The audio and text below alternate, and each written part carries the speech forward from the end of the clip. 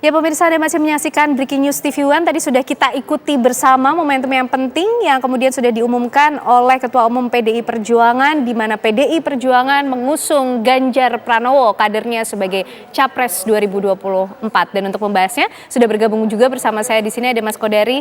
Selamat siang. Selamat siang. Sehat Mas? Oh, deg-degan. Ikut deg-degan ya tadi ya? Tadi itu Ganjar apa Puan, apa Ganjar apa Puan Nah, gitu. itu dia Mas Kodari. Iya, kirain Ganjar, tapi begitu 21 perempuan. April pelopor perempuan, wah sempat menduga bahwa ini bolanya akan lari ke Puan. Iya, tapi yang penting pada hari ini habis gelap terbitlah terang. Ya, maksudnya dari gelap siapa calon presidennya, hari ini sudah terang. Calon presiden PDI Perjuangan adalah Ganjar Pranowo. Dan kemungkinan koalisi atau kontestasi 2024 secara keseluruhan akan kelihatan juga dengan keluarnya nama dari PDI Perjuangan. Oke, Mas. Kotak Pandora sudah dibuka. Kotak Pandora sudah dibuka. Perjuangan sudah harus dimulai. Begitu ya. Tapi sebelumnya kita mau lihat dulu, Mas, respon dari partai-partai yang lainnya setelah pengumuman dari PDI Perjuangan. Sudah bergabung di sambungan telepon ada Bang Sugeng Suparwoto. Selamat siang.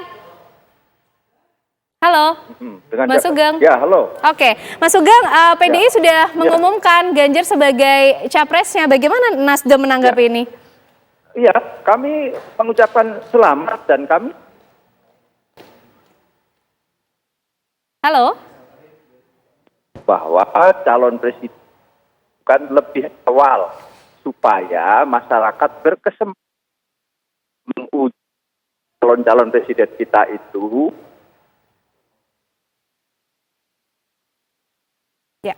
Tapi jauh lebih dari sekedar itu gitu, bisa menguji calon-calon presiden kita.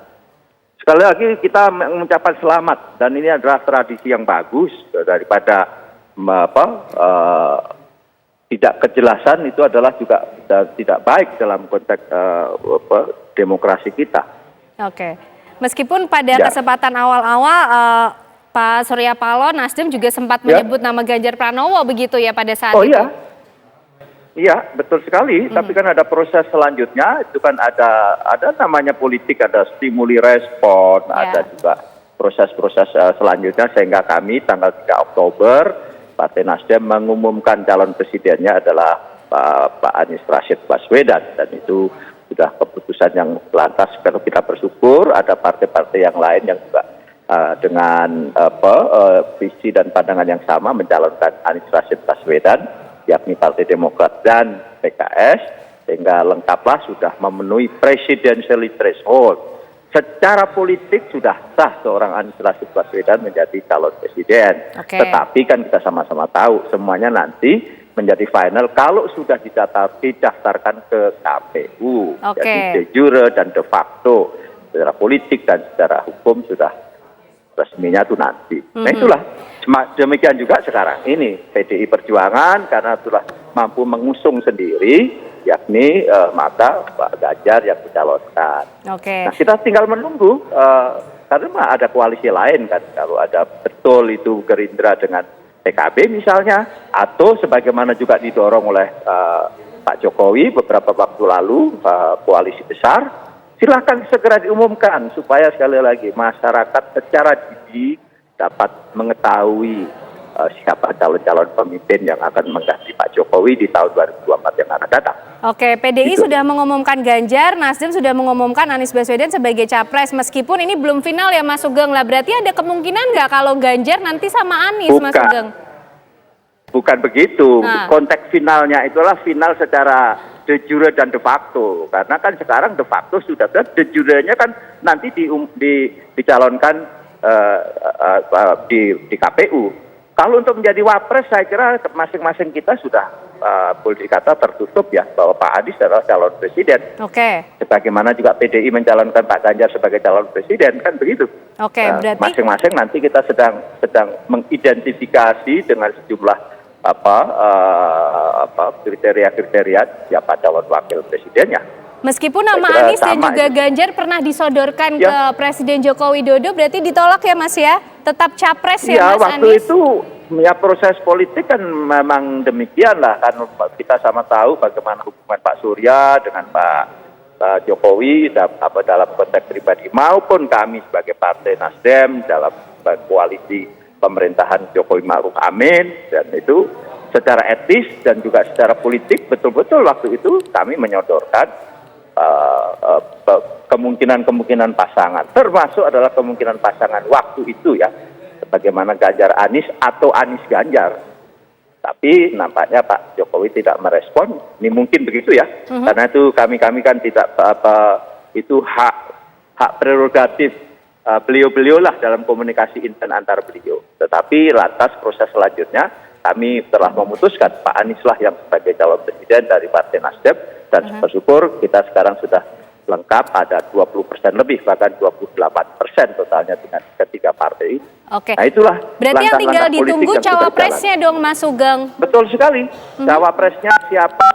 Saya kira semua ya, tidak hanya kami dari Partai Nasdem dan PKS dan juga Demokrat yang sudah mengusung Pak Anies, semua pun sedang juga menghitung-hitung siapa calon pendamping calon-calon presiden kita, yakni calon wakil presiden, dan dengan berbagai perhitungan dan pertimbangan yang semuanya lah diabdikan untuk kepentingan nasional yang negara bangsa ini. Jadi pasangan-pasangan yang betul-betul menjadi duit tunggal dalam konteks mengelola negara dan memimpin bangsa ini. Itulah yang terbaik yang kita inginkan. Oke, baik. Mas Sugeng, berarti dengan diumumkannya Ganjar hari ini sebagai capres, Nasdem akan juga menentukan sebentar lagi kah cawapresnya siapa yang akan mendampingi Anies? Ya, jadi begini, itu bagian dari strategi dan juga bagian dari bagaimana kita menimbang-nimbang beberapa tokoh yang tentang kapan diumumkan. Sekali lagi itu adalah bagian dari strategi juga. Kenapa? Karena kan juga, mohon maaf ya, kalau dikatakan itu sekarang baru PDI, mungkin nanti juga koalisi lain akan segera mencalonkan. PDI pun kan baru mencalonkan calon presidennya, wapresnya kan juga belum dengan serta-merta diumumkan hari ini juga.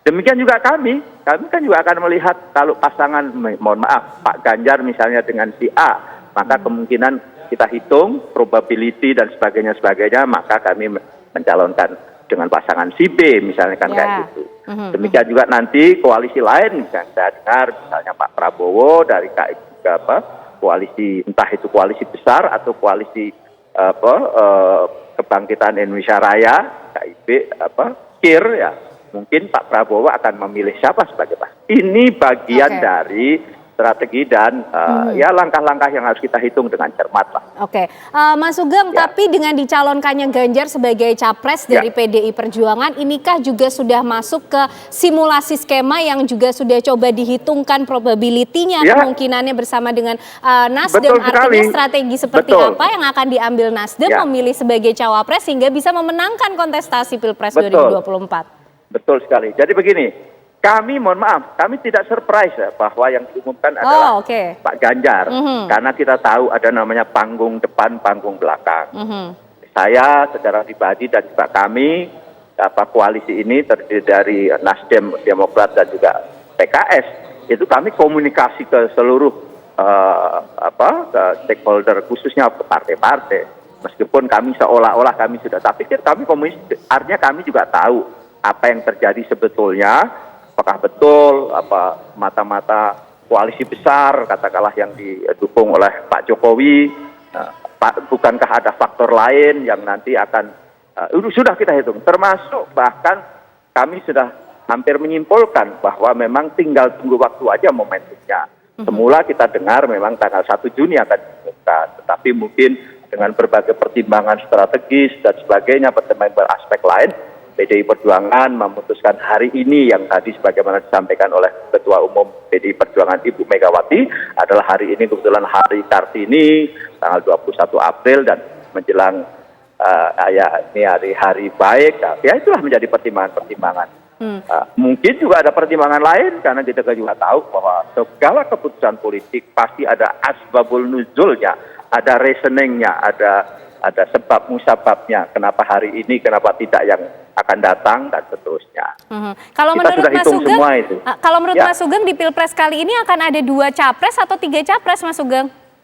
Kita berharap malah 4 capres. 4 capres. Kita berharap ya, setidaknya 3 capres, setidaknya. Kita berharap semakin banyak itu semakin bagus menurut hemat saya, menurut hemat kami. Supaya apa? Sekali lagi masyarakat biar menemukan titik-titik equilibrium dalam memilih, lantas nanti dengan secara dewasa, kalau toh ada, dan pastinya kan syukur-syukur kalau ada 50% plus 1 di putaran pertama maka selesai.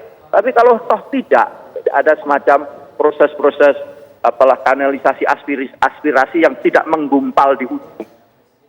Jadi, nah itulah demokrasi yang menurut hemat kita bagus. Syukur-syukur bisa 4 karena kemungkinan 4 bisa saja terjadi, misalnya koalisi Gerindra dengan PKB dan juga KIB ya, Golkar, P3 sama PAN gitu. Itu kan kemungkinan ada. Meskipun kami juga tahu, ini kan juga ada skenario, ini mohon maaf misalnya, nampaknya akan kecenderungan ke Ganjar Erik misalnya. Nah inilah biarkan nanti kan ada dinamika-dinamika juga di antara koalisi. Kami intinya adalah menyambut baik, lebih cepat calon presiden diumumkan menjadi jauh-jauh lebih baik. Gitu loh. Baik, terima kasih Mas Sugeng Suparwoto, politisi Partai Nasdem sudah berbagi informasi dan juga tanggapannya dari Nasdem soal sikap PDIP hari ini. Terima kasih Mas Sugeng. Ya, pemirsa, Breaking News TV One masih akan kembali hadir untuk Anda membahas soal bagaimana kemudian efek dari pengumuman PDI Perjuangan yang mengusung Ganjar Pranowo sebagai capres dalam Pilpres 2024. Sesaat lagi.